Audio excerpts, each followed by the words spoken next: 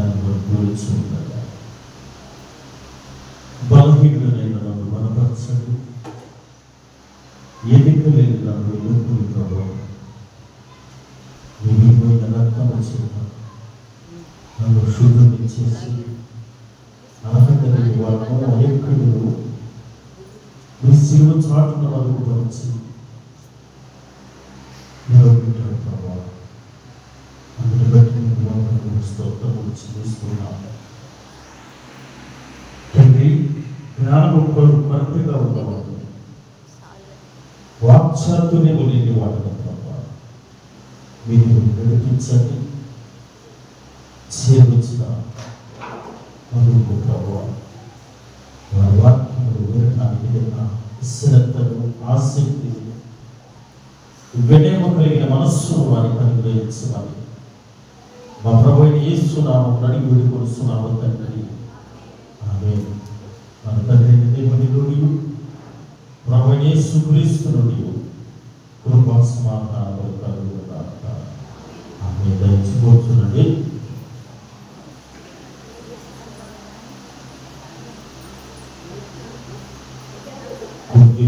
కూర్చోదమ్మా. కూర్చోస్తే కొన్ని వెనకాల విరిగిపోయి ఉన్నది, జాగ్రత్త.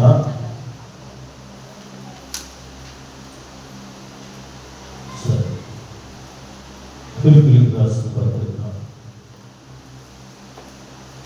ఫిలిప్పీయులకు రాసిన పత్రిక 2వ అధ్యాయం 5వ వచనం నుండి కొన్ని వచనాలు. క్రీస్తు యేసునకు కలిగిన ఈ మనస్సు మీరును కలిగి ఉండి ఆయన దేవుని స్వరూపము కలిగిన వాడై ఉండి దేవునితో సమానముగా ఉండుట విడిచిపెట్టకూడని వాక్యమని ఎంచుకొనలేదు కానీ మనుష్యుల పోలికగా పుట్టి దాసుని స్వరూపమును ధరించుకుని తను తానే రిక్తునిగా చేసుకునేమో. మత్తయి సువార్త 21వ అధ్యాయము, మత్తయి సువార్త 21వ అధ్యాయము మొదటి. తరువాత యెరూషలేమునకు సమీపించి ఒలీవ చెట్ల కొండ దగ్గర ఉన్న బెత్ఫగేకు వచ్చినప్పుడు యేసు తన శిష్యులలో ఇద్దరిని చూచి మీ ఎదుటనున్న గ్రామములకు వెళ్ళి వెళ్ళగానే కట్టబడి ఉన్న ఒక గాడిదయు దానితోనున్న ఒక గాడిద పిల్లయు మీకు కనబడును, వాటిని విప్పి నా యందుకు తోలుకొని రండి. ఎవడైనను మీతో ఏమైనను అని ఎడలా అవి ప్రభువునకు కావలసి ఉన్నవని చెప్పవలెను. వెంటనే అతడు వాటిని తోలి పెట్టునని చెప్పి వారిని పంపెను. ప్రవక్త వలన చెప్పబడేది నెరవేరినట్లు ఇది జరిగెను. అదేమనగా, ఇదిగో నీ రాజు సాత్వికుడై గాడిదను భారవాహక పశువు పిల్ల అయిన చిన్న గాడిదను ఎక్కి ఎందుకు వచ్చుచున్నాడని సీయోను కుమారుతో చెప్పుడి అనును. చాలు. చదవబడిన ఈ 2 లేఖన భాగములు ఈ మండలాధివారము సందర్భాన్ని తెలియపరుస్తూ ఉన్నవి. క్రైస్తవ లోకానికి, విశ్వాసులకు ఈ మండలాధివారము ఒక సంతోషకరమైన పండుగ. యావత్ ప్రపంచము జరుపుకుంటూ ఉన్నది ఈ దినమున.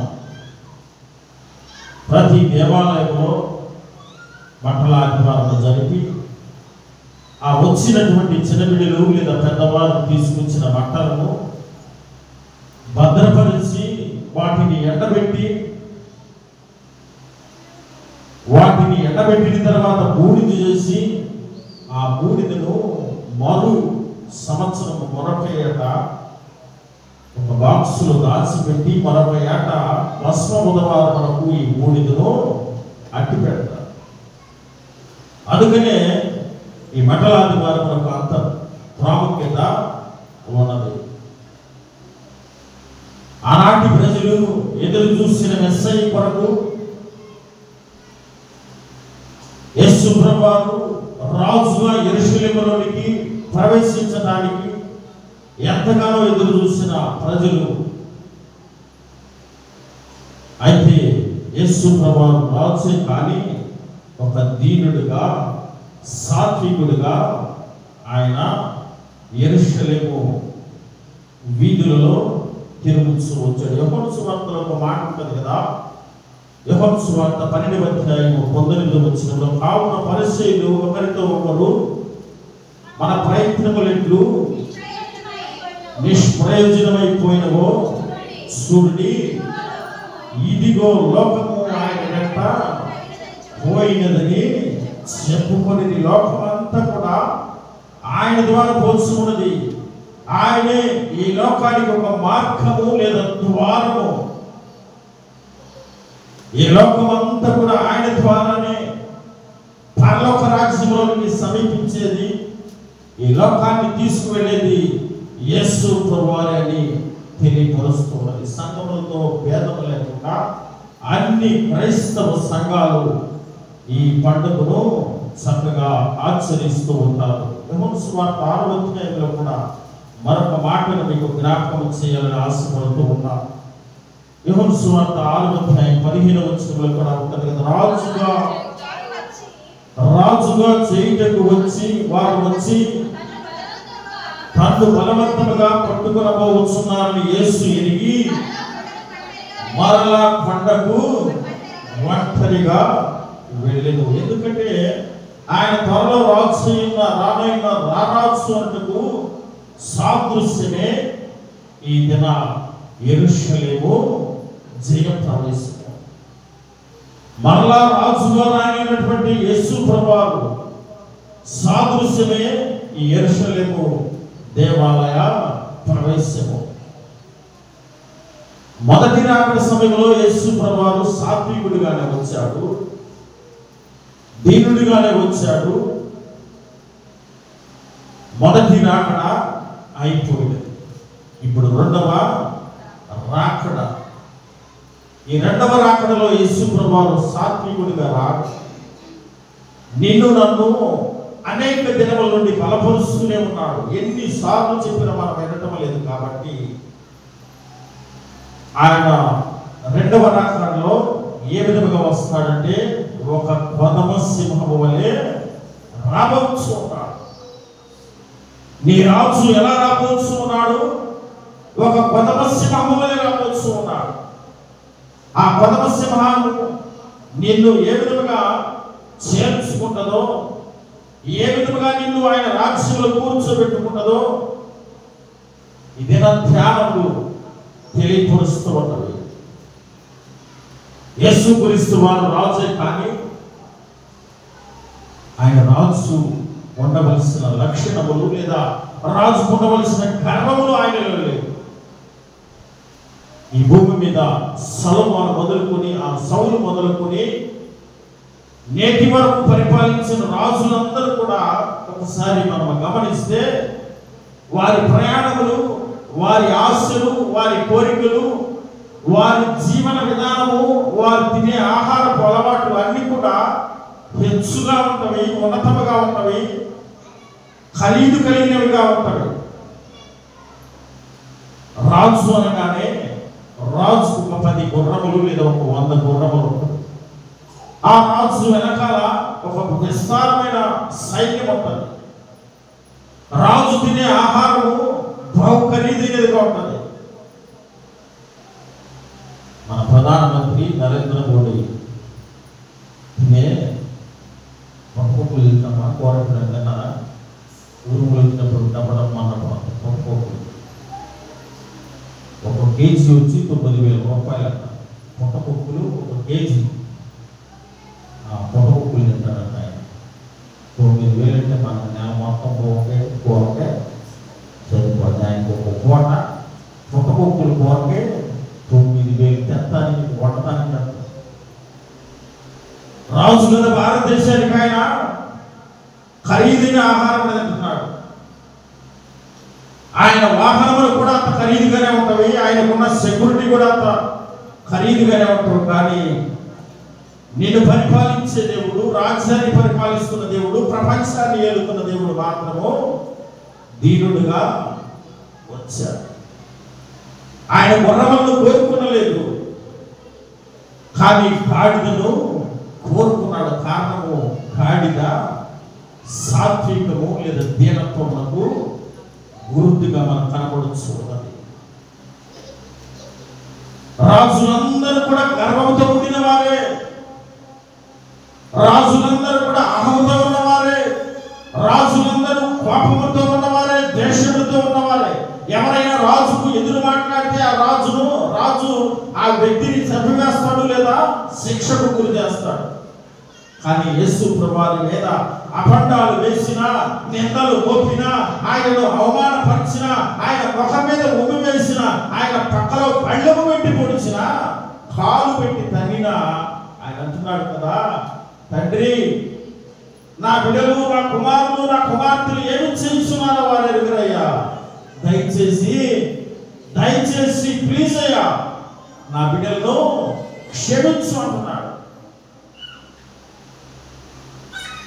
రాజు బతిమిలాడుతున్నాడు తన తండ్రిని. రాజు దీన మనసుతో వేడుకుంటున్నాడు, నా బిడ్డలకు తెలియదయ్యా, తెలియక పాపము చేశారు, తెలియక నా మీద నిందలు మోపుతున్నారయ్యా, వారి పక్షంలో నేను క్షమాపణ అడుగుతున్నాను, వారిని క్షమించు. ఎంత దీనత్వము, ఎంత సాత్వికము. అందుకనే మనకు కనపడే మాట మత్తయి సువార్తలో కనపడే మాట ఏనమ్మా? మత్తయి సువార్త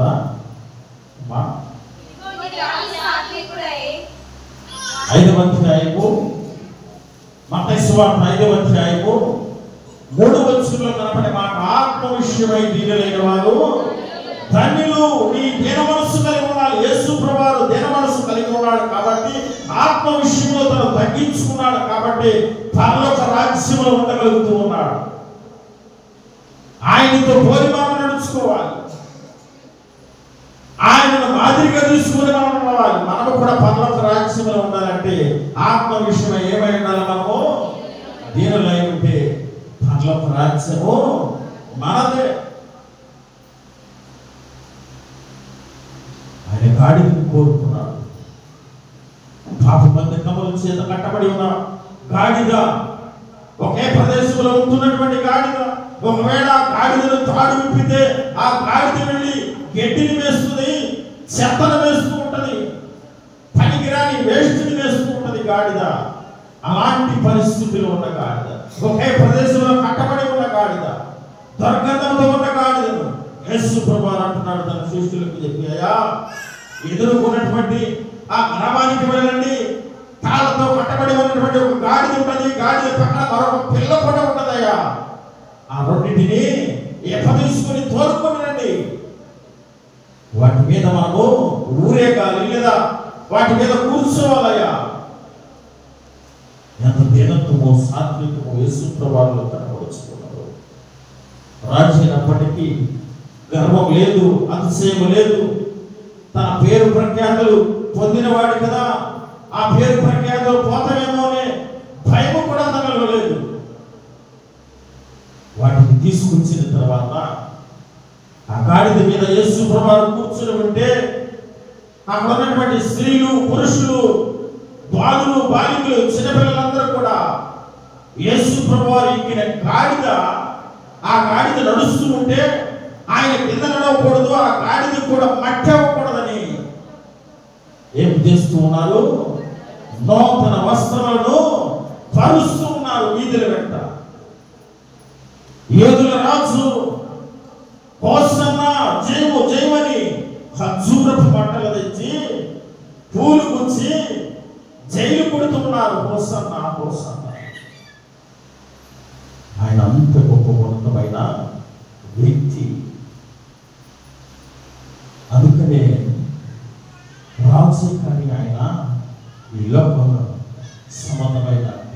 ఆయనలో లేదు. రాజే కానీ ఈ లోక సంబంధమైనటువంటి అహంకారం ఆయనలో లేదు. రాజే కానీ అతనిలో ఈ లోక సంబంధమైన వాటిని ఏటిని కూడా అతను పోల్చుకోలేదు. అందుకనే యోహాను సువార్త 18వ అధ్యాయము 36వ వచనంలో ఒక మాట ఉంటుంది కదా, యేసు నా రాజ్యము ఈ లోక సంబంధమైనది కాదు, నా రాజ్యము ఈ లోక సంబంధమైనదైతే నేను యూదులకు అప్పగింపబడకుండానట్లు నా సేవకులు పోరాడుదురు, కానీ నా రాజ్యము యహ సంబంధమైనది కాదు. ఆయన రాజ్యము ఈ లోక సంబంధమైన రాజ్యము కాదు. ఎందుకంటే ఈ లోకంలో ఉన్నదంతా ఏమున్నదమ్మా? శరీరాశ, నేత్రాశ, జీవపడమలతో కొట్టుకుని నడుచు ఉన్నది ఈ శరీరము. ఈ లోకమంతా, ఈ లోకంలో ఉన్నదంతా పాపమే. ఈ పాపము అనేక విధములుగా మానవుల్ని ఆకర్షిస్తూ ఉన్నది. నిన్న కనబడిన వ్యక్తి ఈరోజు కనుమరుగైపోతున్నాడు. దేవుడు ఆరోగ్యం గురించి జాగ్రత్తగా ఉండమని దేవుడు ఆయుష్ని పెంచుతూ ఉంటే, లోకము వైపు చూసి ఇష్టానుసారముగా దేవుడిచ్చిన ఆరోగ్యాన్ని కోల్పోగొట్టుకుంటూ ఉన్నాం. అందుకని ఈ మాటలు మనకు మొదటి యోహాను పత్రికలో చాలా స్పష్టంగా తెలియపరిచాడు. 2వ అధ్యాయం 16-17 వచనాల్లో లోకములో ఉన్నదంతయు అనగా శరీరాశయు, నేత్రాశయు, జీవపడంబమును ఇవి ఏవి కూడా తండ్రి వల్ల పుట్టినవి కావు. ఇవన్నీ కూడా లోక సంబంధమైనవి. లోకమును దాని ఆశయు గతించుకోను, కానీ దేవుడి చిత్తమును జరిగించేవాడు నిరంతరము నిలుచును. దేవుడి చిత్తాన్ని నిర్వర్తించే వ్యక్తిని మనము నమ్మాలి. ఆయన నమ్మితే మనం నిరంతరం నిలుస్తాము. ఆయన నిరంతరం ఉండేవాడు. ఈ లోకములో ఏది కూడా శాశ్వతము లేదు. కొన్ని దినముల మాత్రమే, కొన్ని దినముల తర్వాత అది గతించిపోయింది. అందుకని ఈ లోకము గతించిపోయింది. ఆయన రెండవ రాకడ సమయంలో వచ్చేటప్పుడు అగ్ని గంధకములతో ఈ లోకానికి వచ్చి ఎవరైతే పాపము చేసి దేవునికి విరోధులుగా ఉంటున్నామో వారందరికీ శ్రమ కాలము దేవుడు ప్రారంభిస్తాడు. నీతిమంతులముగా, యథార్థవంతులముగా, భక్తి శ్రద్ధలు కలిగి మనము జీవిస్తే ఆ రాజుతో పాటు కలిసి మనల్ని తీసుకొని పోతాం. ఆ రాజుతో కలిసి మనము భోజనం చేస్తాం. ఆ రాజుతో కలిసి మనం స్తుతిస్తాం. ఆ రాజుతో కలిసి దేవుని సన్నిధిలో కూర్చొని స్తుతి కాలములు చేయించు ఉంటాం. అంతటి వాక్యాన్ని ఆ రాజు నీకు ఇచ్చాడు. ఆ రాజే యేసు ప్రభువు, ఆ రాజే మెస్సయ్య, ఆ రాజే గాడిద మీద సాత్వికముగా ఎక్కి ఊరేగినటువంటి యేసు ప్రభువు నిన్ను నన్ను ఎంతో ప్రేమతో పిలుస్తూ ఉన్నాడు. నీ పాప బంధకాలను, కట్లను తెచ్చివేయటానికి, నీలో ఉన్న చెడును, భ్రష్టత్వమును, పాపమును తీసివేయడానికి, నీ తాళ్లను లేదా నీ పాప బంధకాలను తుంచివేయటానికి ఆయన శిష్యులను పంపించాడు. గాడిద మీద దేవుడు ఎక్కిన తర్వాత గాడిద బురదలో ఎటు పడితే అటు తిరుగుతూ ఉండే ఆ గాడిద మీద పువ్వులు దొరుకుతూ ఉన్నారు. ఏమి దొరుకుతూ ఉన్నారు? పువ్వులు చల్లుతూ ఉన్నారు. యేసు ప్రభువు వస్తుంటే అరుస్తూ ఉన్నారు. జయము జయమని గోడ చూస్తూ ఉన్నారు అక్కడ ప్రజలు. గాడిదకు విలువ పెరిగింది. గాడిద మీద ఉన్నది ఎందుకంటే రాజు కాబట్టి ఆ గాడిదకు విలువ పెరిగింది. నీవు కూడా యేసు ప్రభువుని ధరించుకుంటే, యేసు ప్రభువుని కనుక నీవు కూడా విశ్వసిస్తే, యేసు ప్రభువుని కనుక ఆయన నామములో కనుక నీవు ఉండగలిగితే నీ జీవితానికి కూడా విలువ వచ్చింది. రాజు నీ దగ్గర ఉంటే నువ్వు రాజస్వము మీద ఉన్నట్టే. ఆ రాజు నీకు దూరం అయితే నీవు హీనుడుగానే కనబడచ్చు. ఈ దినము నన్ను అనుకోవచ్చు, నేను అనుకోవచ్చు. నాకేమి మంచిగా ఉన్నావు, నాకేమి అన్నీ ఉన్నవి అని మనం అనుకోవచ్చు. కానీ దేవుడు లేకపోతే నీ బ్రతుకు శూన్యము.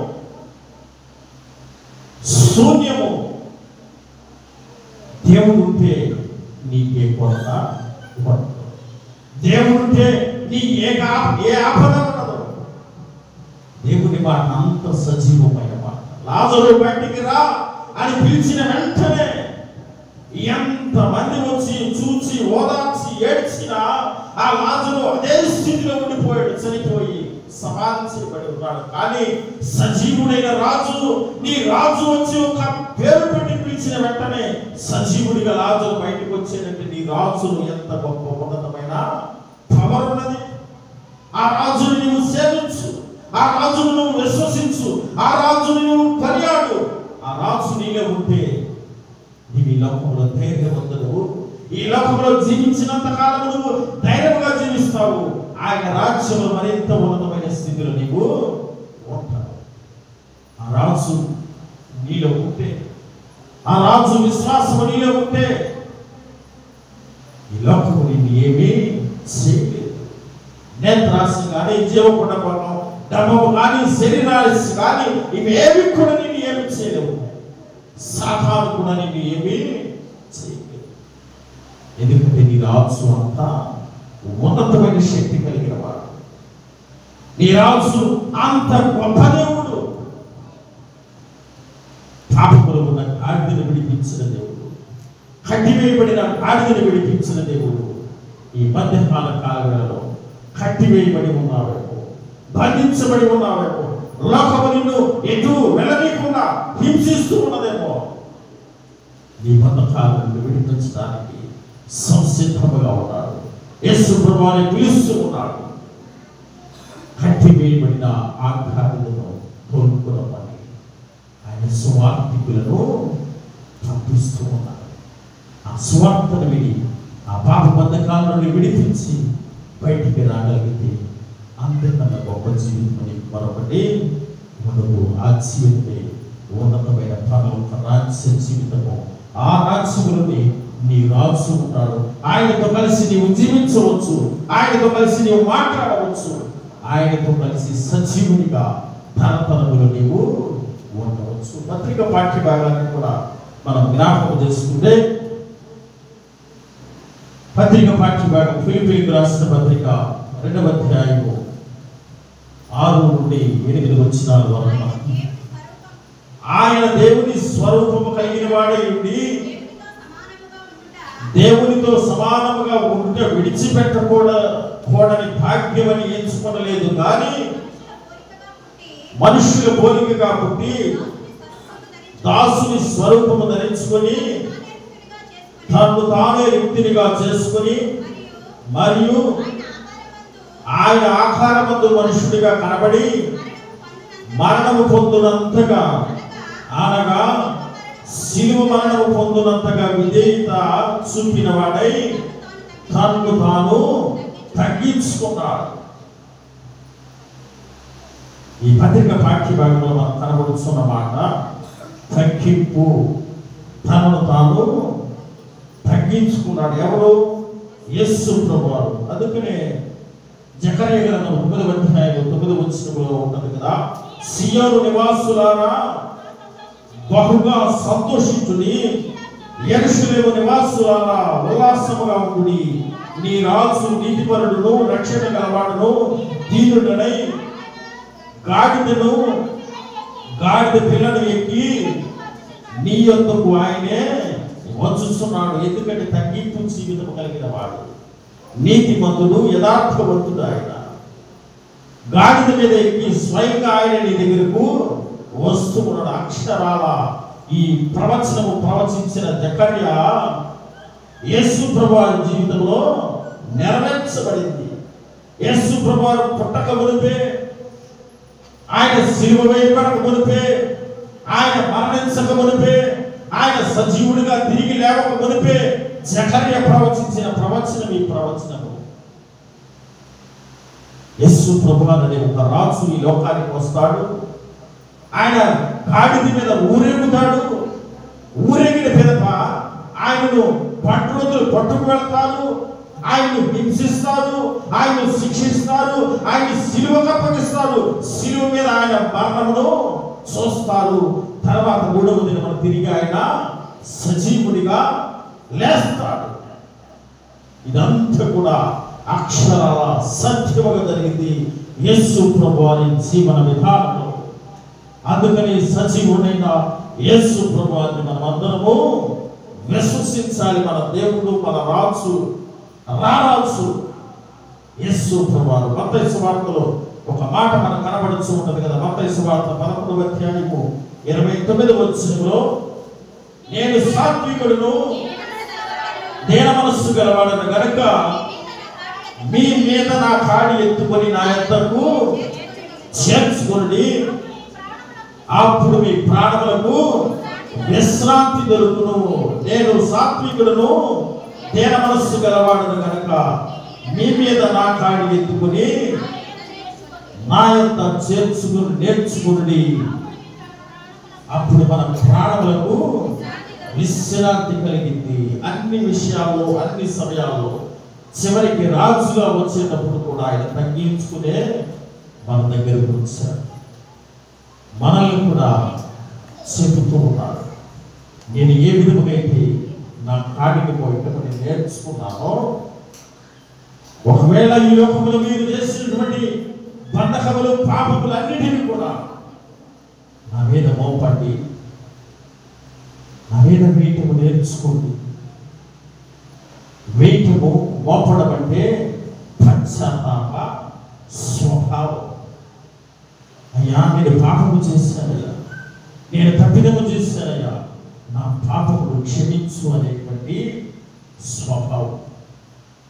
పశ్చాత్తాపడగలిగితే నీకు తగ్గింపులో ఉన్నట్టు. నీలో పశ్చాత్తాపం అనే మనస్సు ఉంటే ఆ మనస్సు నిన్ను హెచ్చింపజేస్తూ ఉంటుంది. అందుకనే తను తాను రిక్తునిగా తగ్గించుకున్నాడు యేసు ప్రభువు. శిలువ మరణంలోనికి అప్పగింపబడేటట్టు ఆయన తగ్గించుకున్నాడు. యేసు ప్రభువు నిజమే గొప్పవాడు. ఆయన ఒక మాట మాట్లాడితే అక్కడ ఉన్న భటులందరూ కూడా పడిపోయేవారు. ఆయన ఒక్క శబ్దం చేస్తే భయంకరమైన తుఫాను వచ్చేది. శిలువ మీద ఆయన మరణము పొందకుండా, లేదా వారు ఆయన హింసించకుండా ఉండటానికి.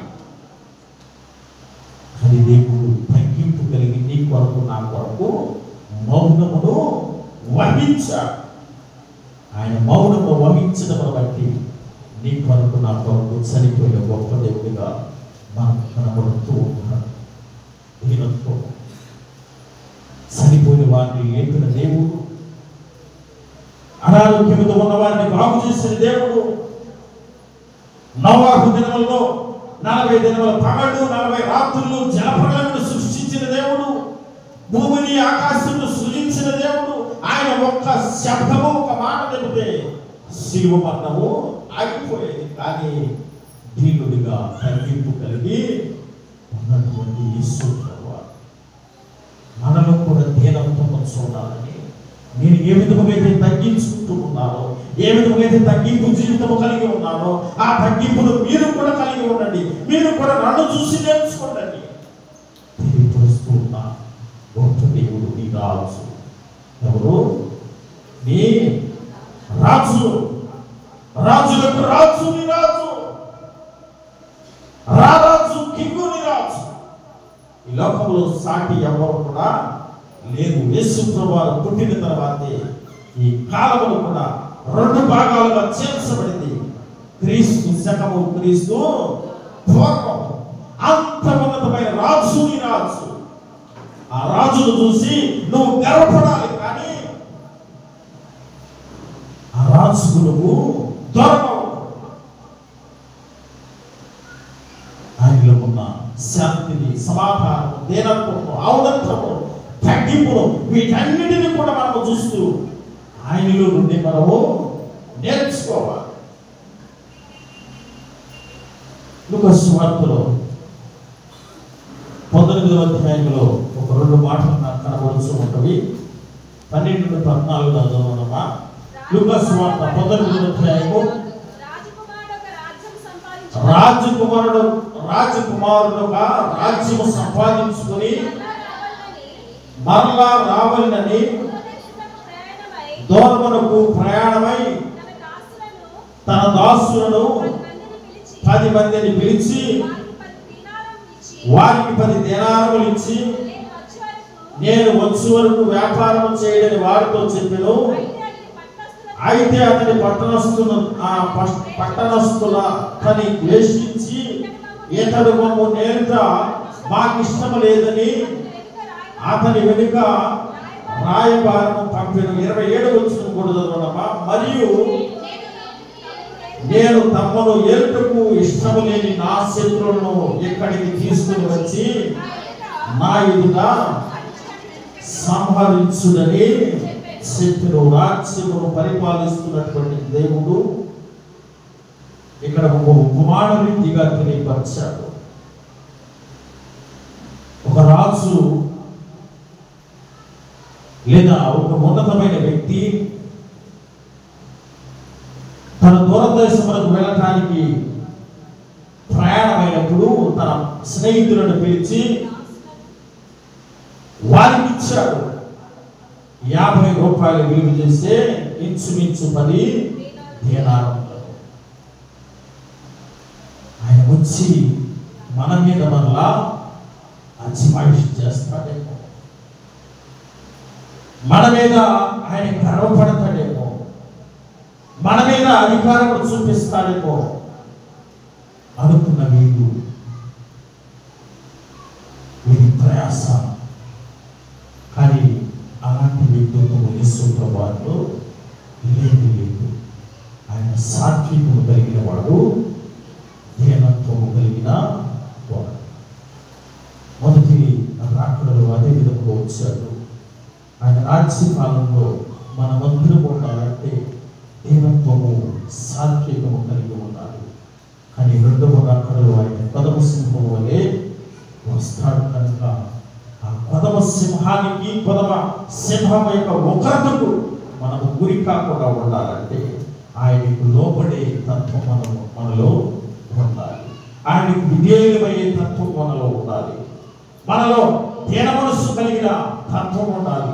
తగ్గింపు తత్వం మనలో ఉండాలి. ఇవి కనుక లేకపోతే మన జీవితము వ్యర్థము.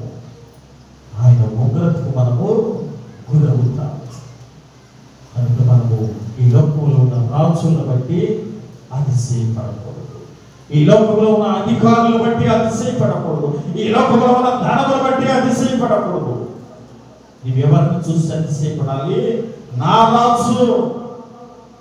రాజులకు రాజు యేసే ఉండగా ఇంకా ఎవరితో నాకు పని లేదు. ఆయనే నా సింహాసనము, ఆయనే నా తండ్రి, ఆయనే నా తల్లిని. ఆయనకు లోబడే తత్వాన్ని నీవు కలిగి ఉండాలి. అందుకని సామెతల గ్రంథంలో ఒక మాట ఉంది. సామెతల గ్రంథంలో ఒక మాట 25వ అధ్యాయము 6వ వచనంలో ఒక మాట ఉంది కదా, రాజు ఎదుట డంబము చూపకము, గొప్పవారున్న చోట నిలబడము. రాజు ఎదుట ఏం చూపకూడదు? డంబకము చూపకూడదు. గొప్పవారున్న ఎదుట మనము నిలవకూడదు. కానీ నీ రాజు గొప్పవాడిని కానీ దీన మనసు కలిగిన వ్యక్తి. ఆయన ఎదుట నిలబడగలగాలి. ఆయన కొరకు నువ్వు జీవించగలగాలి. ఆయన జీవించిన జీవితము తగ్గింపు జీవితంలో జీవించగలిగింది. నీ రాజు శాశ్వత రాజ్యములో నిన్ను ఉంచడానికి ఆయన ఒక రాజ్యమును సిద్ధపరుస్తూ ఉన్నాడు. లేకపోతే నీవు ఆ రాజు కొరకు కనుక నిలబడకపోతే, ఆ రాజు కొరకు కనుక నీవు జీవించకపోతే పరమ సింహం అనే ఉగ్రతకు నీవు గురై నరకాగ్నిలో వేయబడతావు. ఆ నరకాగ్నిలో నిత్యము ఏముంటది? అగ్ని ఉంటుంది. అగ్ని అగ్ని కాలి ప్రదేశంలో నీ ఒక్క నిమిషం కూడా ఉండలేదు. నరకంలో ఒక్క నిమిషం కూడా మనము జీవించలేము, మనం నిలబడలేము. అందుకనే సమయం ఉన్నప్పుడే మన జీవితాన్ని సమపెట్టుకో. అందుకనే ఆత్మ విషయమై తీరులైన వారు అధీనత్వం నీలో నాలో ఉంటే పరలోక రాజ్యము మనదే. అధీనత్వము కలిగి కనుక నీవు జీవిస్తే పరలోక రాజ్యము వారిదే తెలియపరుస్తున్నాడు దేవుడు. గర్వముతో అహముతో విరమిగిపోతే నరకమే నీతి. ఆత్మ విషయంలో తీరినమైతే పరలోక రాజ్యము నీకే. ఏది నీ జీవితానికి అవసరమో, ఏది నీ జీవితానికి కావాలో ఈ మధ్యాహ్న కాలంలో ఈ మండలాది వారికి ఆరాధనలో సరైన నిర్ణయం తీసుకొని తగ్గింపు జీవితము, దీనత్వమైన జీవితము. యేసు ప్రభువు అంత గొప్పవాడే, ఉన్నతమైన వాడే. దీనుడిగా ఈ లోకానికి వచ్చాడు, దీనుడిగా జీవించాడు, దీనత్వము కలిగి ఉన్నాడు. ఓపికతో తన జీవితాన్ని ముగించి తిరిగి 3వ దినమున లేచి ఆయన సజీవులుగా రాజ్యంలో ఉన్నాడు. నువ్వు కూడా దీనుడిగా ఆయనతో కలిసి జీవిస్తావు, ఆయనతో కలిసి ఉండగలుగుతావు. ఒక చిన్న ధ్యానాన్ని పడుకొని ఈ యొక్క సందేశాన్ని ముగించుకున్నాం. ప్రార్థనతో 173వ పాట, అందరికి వచ్చిన పాట, మాట్లాడిన వాళ్ళకి సంబంధించిన పాట, అందరికి వచ్చిన పాట. తీరమ్మా చూడమ్మా, అందరూ చప్పగా పడండి. మైకుగా పక్కన పెట్టండి. మైకు తీసుకున్నప్పుడు పాట అనగానే మన వాళ్ళు ఏం చేస్తారు, ప్రార్థన అనగానే కూడా మైకు దేవుడు అంటారు. పిల్లలప్పుడు ప్రార్థన అనగానే అంటారు, పాలు వేసి మోకాలు దండేసి ముసుగు వేసుకునేవాడు. ఇప్పుడు ప్రార్థన చూసి మైక్ ఏమన్నా పాట అనగానే మన వాళ్ళు కూడా మైక్ చేస్తారు. ఆ మైక్ ఏదైనా గురునని సౌండ్ రాకపోతే సైతం నాయకుడు పోతాను, నేను మైక్ పెట్టి పని కాదు. అట్లా అయిపోతున్నాం. సరే, చిన్న చరణాలు పడుకుందాం. ఫస్ట్ చరణంతో లేచి నిలబడి ఈ సందేశాన్ని గురించి జయ ప్రభు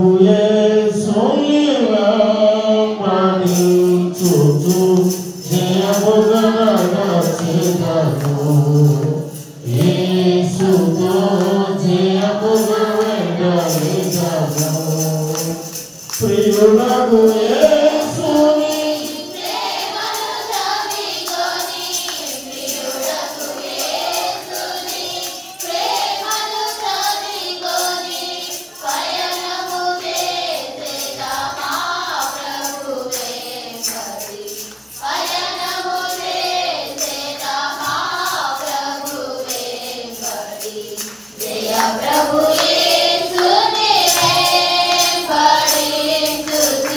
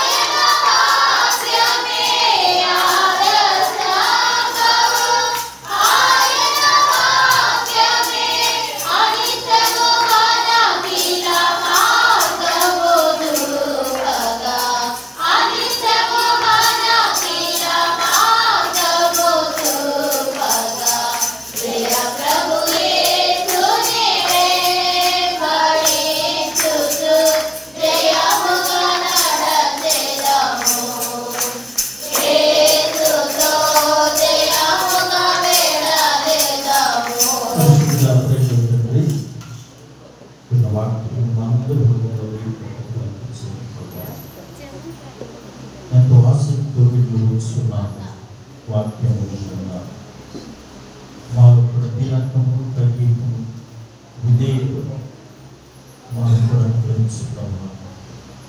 ప్రపంచాన్ని ఏలుబడి చేసే రాజు యేసు ప్రభువే తగ్గింపు కలిగి ఉన్నారు. దేనికి పనికిరాని మానవులమయ్యాము. మరణిస్తే కనీసం ఒక్క 5 నిమిషములు కూడా అదే గుణములు మమ్మల్ని ఉంచారు. అలాంటి స్థితి ప్రభువా, చనిపోయిన ఏ జంతువుకైనా, ఆఖరికి వృక్షముకైనా చనిపోయిన తర్వాత దాని కంటిను పొలంలో కొంటారు. కానీ మా జీవితం దేనికి పనికిరాదు. అని బ్రతికున్నంతసేపు గర్వంతో అసూయతో విరవీగించుకుంటాం ప్రభా. మాలో తండ్రి తగ్గింపును మీరు అనుగ్రహించు ప్రభా. మీరు దీనుడిగా ఈ లోకానికి వచ్చారు, దరిద్రుడిగా జీవించారు, తిరిగి మరలా రారాజుగా రాజ్యంలో ఉన్నారు ప్రభా. మమ్మల్ని కూడా అదే రాజ్యంలో ఉంచాలని దీనత్వము కలిగి ఆత్మ విషయమై తీరులైన వారు ధన్యులు, ఆ దీనత్వము మీలో ఉంచమని మీరు సెలవించారు. అలాంటి దీనత్వం ఉంటే పరలోక రాజ్యము మీదే అని సెలవించవయ్యా. పరలోక రాజ్య వారసులు నన్ను చేరి వచ్చిన మీ బిడ్డలందరినీ కూడా ప్రభా రాజ్య వారసులుగా గెలిచి మా ప్రభువు యేసునామమున అడిగి వేడుకొనుచున్నాము. ఆమె సమస్త జ్ఞానము ఇచ్చిన దేవుని సమాధానం